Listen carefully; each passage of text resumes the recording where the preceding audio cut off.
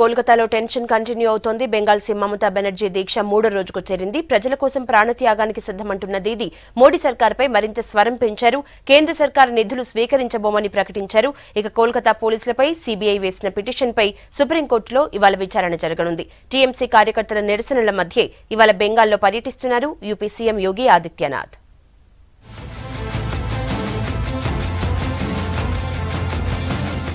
పశ్చిమ బెంగాల్లో CBI versus police వివాదం చల్లారేలా కనిపించడం లేదు.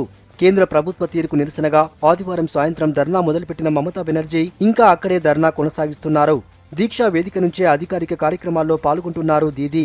అక్కడే ఫైళ్లపై సంతకాలు పెడుతున్నారు.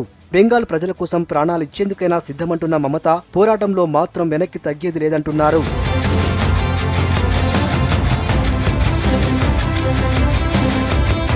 మమతా ధర్నాకు విపక్షాలు మద్దతు తెలిపాయి. ఆర్జేడీ నేత తేజస్వి యాదవ్, డీఎంకే నేత కనిమొలి కోల్కతా వెళ్లి మమతకు సంఘీభావం తెలిపారు. కేంద్రంపై పోరాటానికి తమ మద్దతు ఉంటుందని చెప్పారు.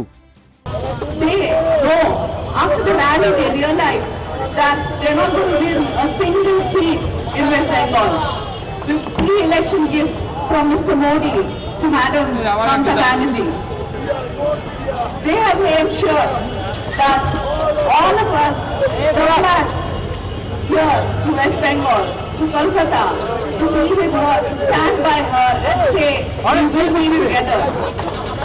వారు ముదరడంతో ఆధిపత్యం కోసం సీబీఐతో పాటు కోల్కతా పోలీసులు పోటాపోటీ ఎత్తులు వేస్తున్నారు. శారదా చిట్ ఫండ్ కేసు విచారణకు సహకరించేలా కోల్కతా సిపి రాజీవ్ కుమార్ కు ఆదేశాలు ఇవ్వాలని సుప్రీంకోర్టును ఆశ్రయించింది సీబీఐ.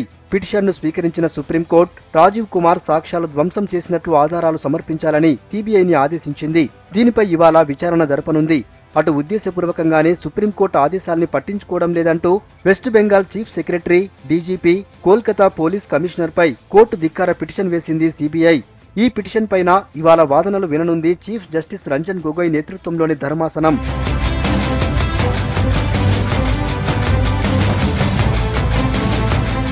అటు బెంగాల్ పోలీసులు ఎదురుదాడికి దిగారు. పాత కేసులు తిరగదోడుతూ 6 లక్షల ఫ్రాడ్కు సంబంధించి గతంలో నమోదైన కేసులో CBI joint director Pankaj శ్రీవాస్తవకు నోటీసులిచ్చారు.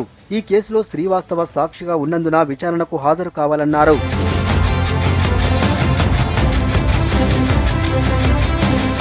Kolkata వివాదంపై గవర్నర్ నివేదిక కోరింది కేంద్ర హోంమంత్రిత్వ శాఖ. దీంతో బెంగాల్ డీజీపీ, సీఎస్ల నుంచి వివరణ కోరారు గవర్నర్.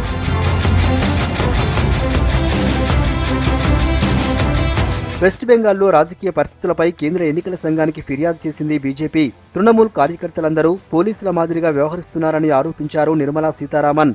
కార్యకర్తలు పోలీసుల యూనిఫామ్ వేసుకుని లాఠీలు పట్టుకుని తిరుగుతున్నారన్నారు. Every worker of BJP is constantly being threatened. The civic volunteers, the so-called civic volunteers who are recruited by the TMC are working as representatives of the police. In fact, they are given uniforms, they are given lathis so that they appear as though they are policemen only. And the common citizen of Bengal is not going to be able to differentiate between a policeman and a civic volunteer. మమతకు మద్దతుగా TMC కార్యకర్తలు నిరసన కార్యక్రమాలు నిర్వహించారు. కోల్కతాలో మోడీని Hitler లాగా చిత్రిస్తూ ఫ్లెక్సీలు పట్టుకుని భారీ ర్యాలీ తీశారు. మోడీకి వ్యతిరేకంగా నినాదాలు చేశారు. మమతకు మద్దతుగా డార్జిలింగ్లో గోర్ఖా జనముక్తి మోర్చా ఆధ్వర్యంలో భారీ ర్యాలీ నిర్వహించారు. కోల్కతా భవానీపూర్లో బీజేపీ కార్యాలయాన్ని తృణమూల్ కార్యకర్తలు ధ్వంసం చేశారు.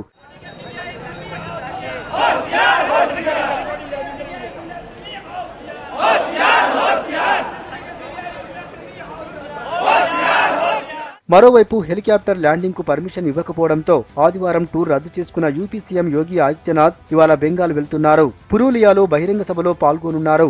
దీంతో టెన్షన్ మరింత పెరిగే అవకాశం ఉంది.